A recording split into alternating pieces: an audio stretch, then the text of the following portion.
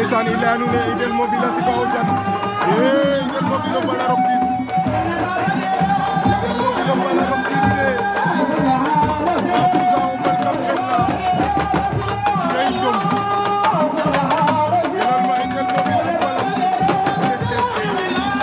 i day joueur la wala lan la Idel Mobile xaye joueur a ref wala benn Cristiano Ronaldo lañ di gis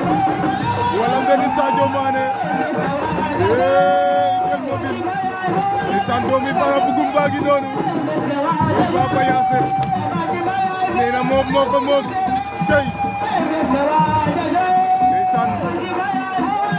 kon Idel Mobile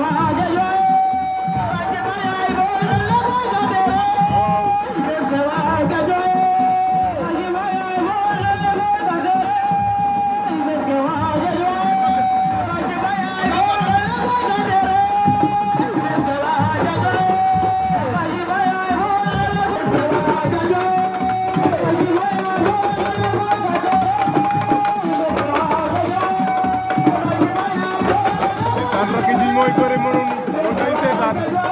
demi-finale la aca ndeysaan i leya nuun ee Gouye Gui gagné na Sipa o Diane de Gouye Gui gagné ka Sipa o Diane